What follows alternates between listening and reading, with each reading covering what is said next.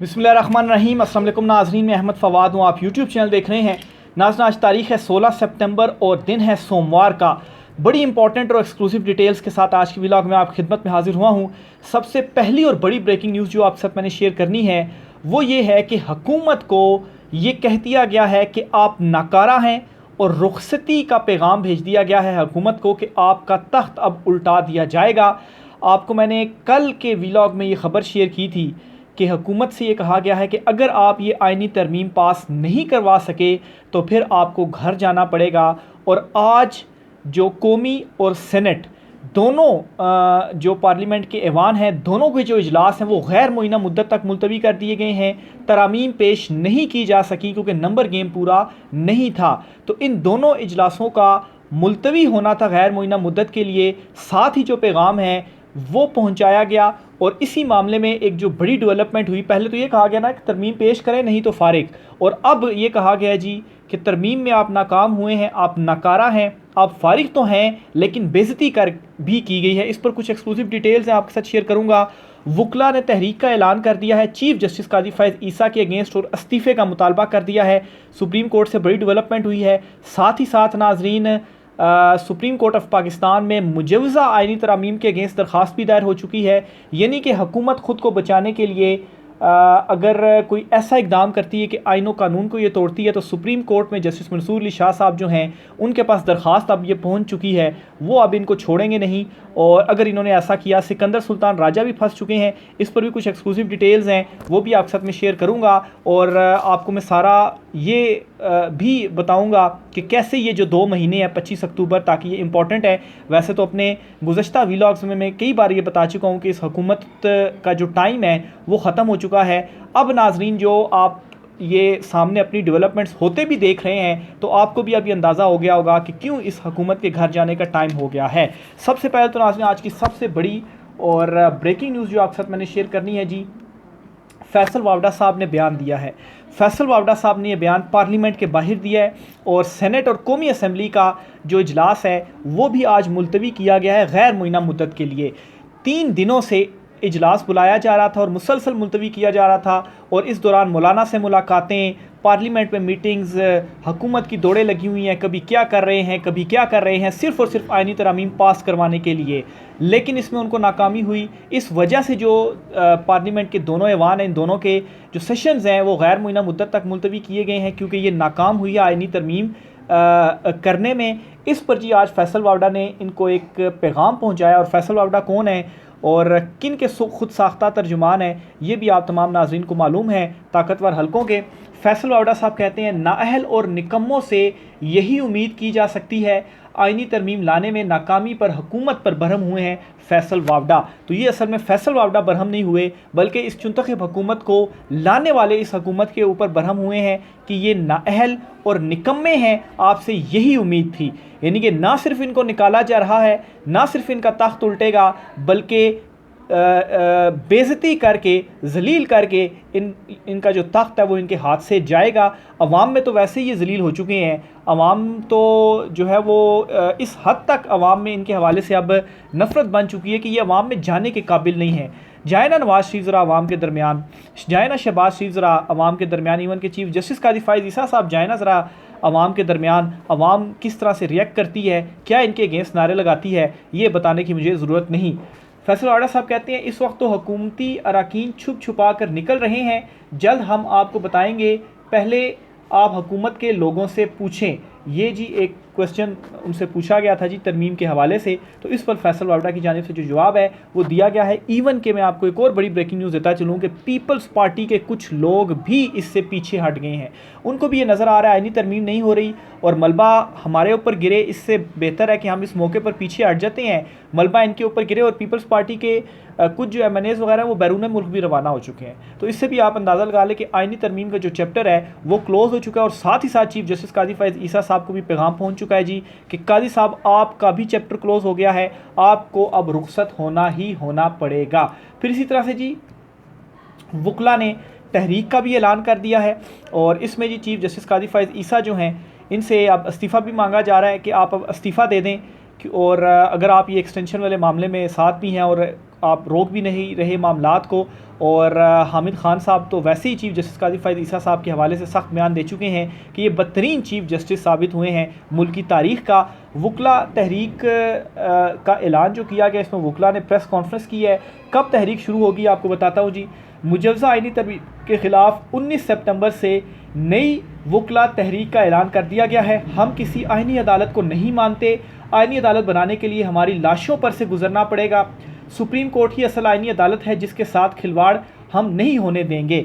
आइनी अदालत आपको मैंने अपने लास्ट व्लॉग में बताया था कि जो मुजवज़ा आइनी तरमीम है उसमें इन्होंने ये किया कि सुप्रीम कोर्ट को बिल्कुल इन्होंने बेख्तियार कर देना और एक अलहदा से पैरेलल इन्होंने एक आइनी अदालत बनानी है और उस आइनी अदालत में इन्होंने काजी फ़ायद ईसा साहब को लगाना है और सारे मैटर्स वहाँ पर लेकर जाने हैं। फिर यहाँ पर जस्टिस मंसूर अली शाह साहब चीफ़ जस्टिस जो बने या और कोई चीफ़ जस्टिस बने से कोई फ़र्क ही नहीं पड़ेगा, क्योंकि इस सुप्रीम कोर्ट को बेख्तियार बना दिया जाएगा। सिर्फ और सिर्फ सिविल और फौजदारी केसेस ये सुनेंगे और जो आइनी अदालत ये नहीं बनाएंगे वो असल में मामलात सुनेंगे। तो आप देखें किस हद तक गिर सकते हैं कि अपनी हुकूमत को बचाने के लिए इनको कोई पाकिस्तान की फ़िक्र नहीं है। क्या आवाम के लिए ये कर रहे हैं? अपनी हुकूमत बचाने के लिए पूरा अदालत ही ये अलहदा से बना रहे हैं कि ये आइनी अदालत हो जाए और हमें वहाँ से रिलीफ मिले और हमारी जो हुकूमत है वो बची रहे। तो ये वकला ने 19 सितंबर को तहरीक का ऐलान करके अपना जो वाज़े पैगाम है वो इसमें दे दिया है। प्रेस कॉन्फ्रेंस की गई है और इसमें जी हामिद खान साहब एडवोकेट, इन्होंने कहा है कि पिछले कुछ दिनों से जो ड्रामा हो रहा है ये तारीख़ का बदतरीन ड्रामा है। इनके पीछे कोई और है जो आइन का जनाजा निकाल रहा है। पाकिस्तान भर के वकला ये पैकेज पेश होने और पास होने से पहले ही इसे मुस्तरद करते हैं, किसी आइनी अदालत को नहीं मानते। और उन्होंने ये भी कहा कि इस हवाले से हम 2007 और 2002 की तर्ज पर जो तहरीक हमने चलाई थी उसी तर्ज की तहरीक हम अभी भी चलाएँगे। 2007 में क्या हुआ था किसी को बताने की ज़रूरत नहीं है कि जब उस वक्त के चीफ़ जस्टिस साकिब निसार जो हैं उन्हें उस वक्त के आर्मी चीफ़ और सबसे ताकतवर शख्सियत ने जनरल परवेज़ मुशर्रफ उन्होंने अरेस्ट कर लिया था। तो उनके अगेंस्ट यही वकला थे जो निकले थे और वकला तहरीक चलाई थी। और फिर उसके बाद हमने देखा कि मार्शल लॉ का भी इख्तिताम हुआ था और चीफ़ जस्टिस इफ्तिखार चौधरी जो थे वो वापस अपने ओहदे पर बहाल हुए। अब ये एक और अलहदा बाब है कि चीफ़ जस्टिस इफ्तिखार चौधरी ने चीफ़ जस्टिस बनकर कैसे अपने इख्तियारात का, आप इसको कह सकते हैं कि एक गलत इस्तेमाल आप इसको कह सकते हैं, बहुत सारे उन्होंने ऐसे फ़ैसले दिए जो कि जिनकी कीमत बाद में चुकाना पड़ी। बहरहाल कहने का मतलब ये है कि उस वक्त भी वकला तहरीक चली और मार्शल लॉ के टाइम पर वकला तहरीक चली और फिर मार्शल लॉ ख़त्म हुआ और सिविल जो हुकूमत थी वो आई और फिर चीफ़ जस्टिस भी बहाल हुआ। उस तर्ज की तहरीक का ऐलान किया गया है। तो काजी फ़ायद ईसा साहब आप फिर अपना इस्तीफ़ा रेडी रख लें और अगर आप ये चाहते हैं कि आपको एक्सटेंशन चाहिए तो फिर एक्सटेंशन तो आपको नहीं मिलेगी, आपको इस्तीफ़ा देना पड़ेगा। हाँ, अगर आप अपने वक्त पर रिटायर होते हैं तो ठीक है, एक कोई 40 दिन रह गए हैं, 25 अक्टूबर को आप रिटायर हो जाएं और नए आने वाले जो चीफ़ जस्टिस हैं उनको आप रास्ता दे दें। तो ये क्लियर पैगाम है जो कि काजी साहब को पहुँचा दिया गया है। सुप्रीम कोर्ट से जी एक और बड़ी ख़बर है और वो ये है कि मुजवज़ा आइनी तरमीम के अगेंस्ट दरख्वास्त भी दायर हो गई है। यानी कि सेशन मुलतवी हो गया, आइनी तरमीम अब नहीं आ रही, लेकिन उसके बावजूद ये हुकूमत अपने आप को बचाने के लिए हर वो हरबा अपनाएगी जो ये अपना सकते हैं। आइन से के हवाले से भी ये देखें क्या कर रहे हैं, मतलब है कि जो तरामीम कर रहे हैं अपने खातिर तरामीम कर रहे हैं। तो इस मुजवज़ा जो मुसवदा है इसको चैलेंज किया गया, सुप्रीम कोर्ट ऑफ पाकिस्तान में दरख्वास्त दायर कर दी गई है। यानी कि अगर पार्लियामेंट से अब भी हुकूमत कोई एक्शन लेती है जो गैर आइनी होता है तो उस पर फिर ये दरख्वास्त सुप्रीम कोर्ट में आ गई। जस्टिस मंसूर और जस्टिस मुनीब जो हैं वो फौरी तौर पर इसके ऊपर जो एक्शन है वो लेंगे, आज खुद नोटिस भी होगा और ये आइनी तरामीम भी उड़ेंगी और ये हुकूमत भी उड़ेगी। अच्छा, इसमें जी सुप्रीम कोर्ट ने मुजवज़ा आइनी तरमीम के ख़िलाफ़ दरख्वास्त दायर कर दी। शफ़क़त महमूद शहाब सरकी, आबिद ज़ुबैरी और दीगर की जानिब से जो हुकूमत की जानिब से लाई जाने वाली मुजवज़ा आइनी तरमीम है इसके ख़िलाफ़ दरख्वास्त दायर कर दी गई है, जिसमें वफाक, चारों सूबों, कौमी असम्बली, सेनेट और दीगर को फ़रीक बनाया गया है। अच्छा जी, इसमें कहा गया है कि अदलिया की आज़ादी, इख्तियारात और अदालती अमूर को मुक़द्दस करार दिया जाए, वफाकी हुकूमत को आइनी तरमीम से रोका जाए, मुज़व्वजा आइनी तरमीम को कलअदम करार दिया जाए, पार्लियामेंट अदलिया के इख्तियार को वापस या अदालती इख्तियारात में टेम्परिंग नहीं कर सकती। इस्तदा की गई है कि सुप्रीम कोर्ट ऑफ पाकिस्तान हुकूमत की जानिब से मुजवज़ा आइनी तरमीम को गैर आइनी करार दे दे। तो अगर सुप्रीम कोर्ट पहले ही इसके ऊपर कोई स्टेप ले लेती है और गैर आइनी करार दे देती है तो फिर तो इस बात के ऊपर स्टैंप लग जाएगी ना कि ये पेश नहीं कर सकते। लेकिन इस तरह अमूमी तौर पर नहीं होता। चीज़ पेश होती है तो तब सुप्रीम कोर्ट एक्शन ले सकती है। तो एक दरख्वास्त आ गई है, अगर तो ये आईनी तरमीम किसी तरह से भी ये हो जाते हैं कामयाब कि हम पेश कर दें, पास होना तो दूर की बात है, अब तो इजलास भी नहीं हो रहा ना, लेकिन वैसे मैं कह रहा हूँ कि फ़र्ज़ करें अगर इस तरह का भी कोई ये कदम उठाते हैं तो सुप्रीम कोर्ट में ये दरख्वास्त भी आ गई है, इनके ऊपर एक किस्म का चेक एंड बैलेंस भी आ गया है कि ऐसा करेंगे तो फिर ये फारिग होंगे।